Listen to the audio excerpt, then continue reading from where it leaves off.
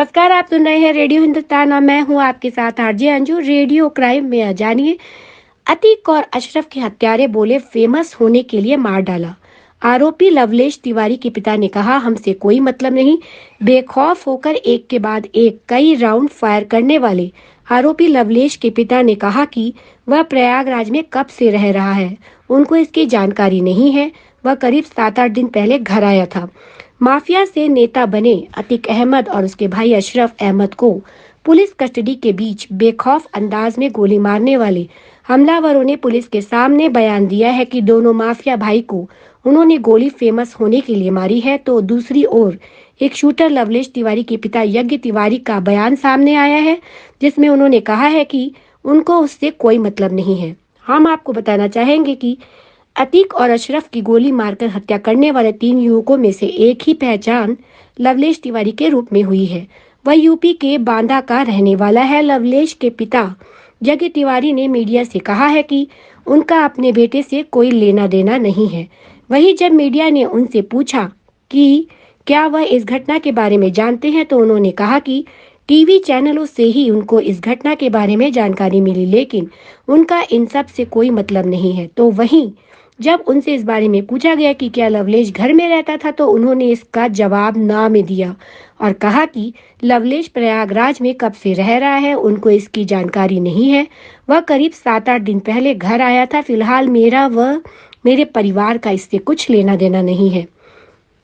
लवलेश के पिता ने बताया कि उनकी अपने बेटे से सालों से बोलचाल बंद है। जब उसने एक बिटिया को चौराहे पर थप्पड़ मार दिया था और इस मामले में जेल गया था, तभी से उनकी बोलचाल उससे बंद है। इस मामले में भी उस पर मुकदमा चल रहा है। करीब साल भर पहले जमानत पर छूटा था। इसी के साथ उन्होंने उसके काम को लेकर कहा कि वह कुछ नहीं करता है, नशा करता है, इसीलिए घर ने उसे त्याग दिया।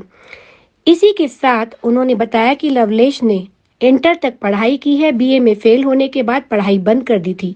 आरोपी सनी के भाई ने भी कहा उसके ऊपर पहले से दर्ज है मामला। माफिया ब्रदर्स की हत्या में लवलेश के साथ सनी और अरुण भी शामिल थे। पूरे मामले को लेकर शूटर सनी सिंह के भाई पिंटू सिंह का बयान सामने आया है। पिंटू सिंह ने कहा कि वह कुछ नहीं करता था और इसके ऊपर पहले से भी मामला दर्ज है।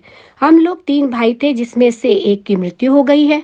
यह ऐसे ही घूमता फिरता रहता था और फालतू के काम करता रहता था। हम उससे अलग रहते हैं और बचपन में ही वह घर छोड़कर भाग गया था। मीडिया सूत्रों के मुताबिक तीनों आरोपी अलग अलग मामलों में पहले भी जेल जा चुके हैं। तो वहीं पुलिस यह भी पता लगा रही है कि आरोपित कब और कैसे प्रयागराज आए थे, उनका स्थानीय मददगार कौन कौन है। बताया जा रहा है कि लवलेश तिवारी बांदा, सनी पुराने हमीरपुर और अरुण मौर्य कासगंज का रहने वाला है। लवलेश तिवारी को लेकर जानकारी सामने आ रही है कि लड़की को थप्पड़ मारने के मामले में जेल गया था।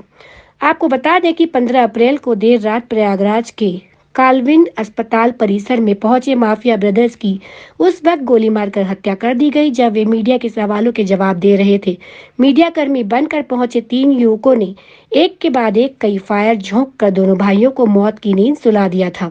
इसके बाद तीनों आरोपियों ने खुद को पुलिस के हवाले कर दिया था। दोनों माफिया ब्रदर्स को उमेश पाल हत्याकांड मामले में पूछताछ के लिए जेल से प्रयागराज लाया गया था। मालूम हो कि उमेश पाल अपहरण केस में अतीक को उम्र कैद की सजा हुई और वह कई सालों से गुजरात के साबरमती जेल में बंद था। तो वहीं उसका भाई अशरफ भी बरेली की जेल में बंद था। तो रेडियो क्राइम में आज के लिए इतना ही। हमारे साथ बने रहिए अन्य खबरें जानने के लिए। तब तक के लिए नमस्कार।